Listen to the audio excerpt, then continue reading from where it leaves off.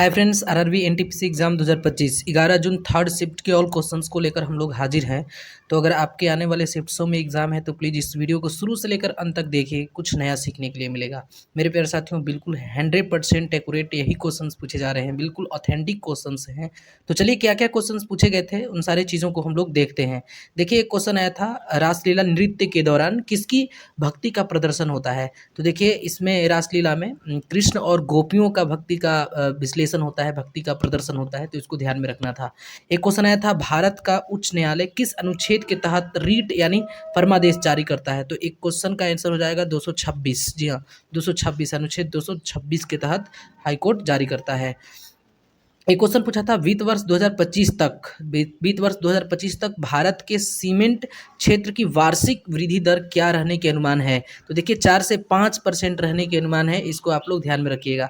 एक क्वेश्चन था, शहनाई मंडी नामक बाजार व्यवस्था किसके द्वारा शुरू किया गया था। तो अलाउद्दीन खिलजी के द्वारा शुरू किया गया था, इसको भी ध्यान में मेरे प्यारे साथियों रखिएगा। देखिए, नेक्स्ट जो क्वेश्चन पूछा गया था वो क्वेश्चन था, सबसे बड़ा चाय बागान किस देश में है। तो देखिए, किस देश में है, तो ये असम भारत में, अपना भारत में है, तो इसको ध्यान में रखिएगा। तो देश या जो भी जगह प्लेस पूछे वो आपको ध्यान में रखना है। तो असम में है, वो भारत में, अपना भारत, तो इसको ध्यान में रखना था। देखिए, नेक्स्ट जो क्वेश्चन, एक क्वेश्चन पूछा था, गिद्धा किस राज्य का लोक नृत्य है। देखिए, इस तरह के क्वेश्चंस सेकेंड शिफ्ट में भी पूछे गए थे, तो इसको ध्यान में रखिएगा। तो गिद्धा किस राज्य के लोक नृत्य हैं, तो पंजाब के लोक नृत्य हैं। ठीक है, नेक्स्ट क्वेश्चन जो पूछा गया था, देखिए एक क्वेश्चन था, भारतीय संविधान का कौन सा अनुच्छेद मध्यस्थता द्वारा अंतर्राष्ट्रीय विवादों के निपटारा को बढ़ावा देता है। तो अनुच्छेद 51 इसका राइट आंसर हो जाएगा, अनुच्छेद 51। एक क्वेश्चन पूछा था, भारत का प्रादेशिक जल समुद्र के तट आधार रेखा से कितनी समुद्र मील तक फैला हुआ है। तो देखिए, ये 12 समुद्री मील, 12 नॉटिकल मील हो जाएगा इसका राइट आंसर। एक क्वेश्चन था, एंटासिड का काम क्या होता है। तो एंटासिड का काम मेरे प्यारे साथियों, एसिड की मात्रा को कम करने के बाद उसके सीने उसके कारण जो सीने की जलन और अपच की जो समस्या होती है उसी से राहत दिलाता है एंटासिड। तो इसको ध्यान में रखिएगा, इससे भी क्वेश्चन पूछे गए थे। एक क्वेश्चन पूछा था, घनत्व का सूत्र क्या होता है। देखिए, इसका फॉर्मूला पूछा था घनत्व का, तो केजी प्रति मीटर क्यू, ये आपका इसका ध्यान में रखना है। एक है झोंके on food economics and society, पुस्तक के लेखक कौन है। देखिए, ये अभिजीत बनर्जी के द्वारा इसको लिखा गया था, इसको ध्यान में रखिएगा। मेरे प्यारे साथियों, क्वेश्चंस बहुत ही लाजवाब ऑथेंटिक क्वेश्चन है, बिल्कुल यही क्वेश्चंस हूबहू यही क्वेश्चंस हैं। तो अगर आपके आने वाले शिफ्ट्स में एग्जाम है तो प्लीज़ इसको इग्नोर मत करके चलिएगा। देखिए, एक क्वेश्चन पूछा था, सुभाष चंद्र बोस से पहले INA यानी इंडियन नेशनल आर्मी के प्रचारक कौन थे। तो ये मोहन सिंह थे, मोहन सिंह याद रखिएगा। एक एक क्वेश्चन थे, कोरल की IIT का एक शोध केंद्र कहाँ। ये IIT खड़गपुर है, कोरल खड़गपुर का।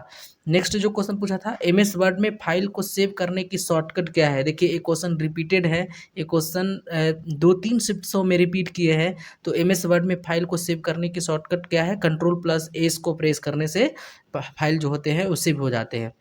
एक क्वेश्चन पूछा था, 17वीं शताब्दी के दौरान पुर्तगालियों को भारत में अधिक व्यापार क्यों मिला। क्योंकि वो पहले यूरोपीय थे, तो इसलिए इसका राइट आंसर एक क्वेश्चन का हो जाएगा। नेक्स्ट जो क्वेश्चन पूछा था, देख सकते हैं, कौन सा मामला 99वें संविधान संशोधन से संबंधित है। तो सुप्रीम कोर्ट और हाई कोर्ट में न्यायाधीशों की नियुक्ति के कॉलेजियम प्रणाली को बदलने की सिफारिश इसमें की गई थी। नेक्स्ट क्वेश्चन जो है वो 42वें संविधान संशोधन के गठन द्वारा इनमें से क्या संशोधित नहीं किया गया है। तो सहकारी समितियों से संबंधित जो प्रावधान है उसको नहीं संशोधित किया गया है। मेरे प्यारे साथियों, सहकारी समितियों का संगठन, इससे भी क्वेश्चन पिछले शिफ्ट्स में पूछे गए हैं। तो देख सकते हैं, टॉपिक को बिल्कुल बना करके रखा है एनटीपीसी। ठीक है, उसके बाद जो मेरे प्यारे साथियों एक क्वेश्चन पूछा था, उत्तर भारत में वर्षा की अधिकार क्यों दिखाई देती है, उत्तराधिकार क्यों दिखाई देती है। तो इसका राइट आंसर हो जाए उपोष्ण कटिबंधीय पश्चिमी जेट स्ट्रीम के कारण।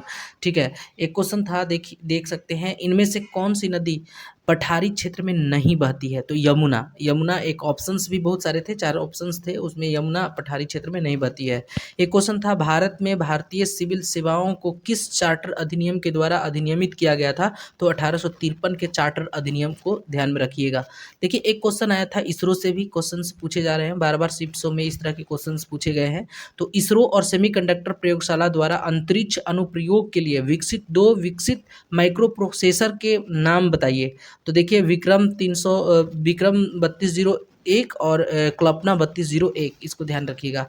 एक क्वेश्चन था एसडीजी इंडियन इंडेक्स 2023-24 में केंद्र शासित प्रदेश का औसत स्कोर कितने के बीच रहा? तो 65 से 77 के बीच मेरे प्यारे साथियों इसका राइट आंसर हो जाएगा एसडीजी इंडियन इंडेक्स 2023 में।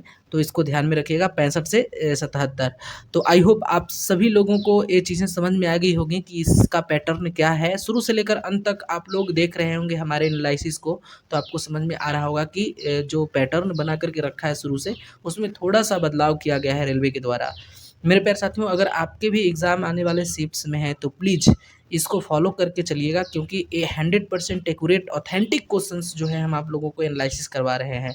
तो आज के वीडियो में बस इतना ही, मिलते हैं हम लोग नेक्स्ट वीडियो में। मेरे प्यारे साथियों, अगर आप चैनल पे नए हैं तो प्लीज़ चैनल को सब्सक्राइब करके बेल आइकन को प्रेस कर दीजिएगा, ताकि मैं जब भी वीडियो को अपलोड करूँ उसका नोटिफिकेशन सबसे पहले आप तक पहुँचे।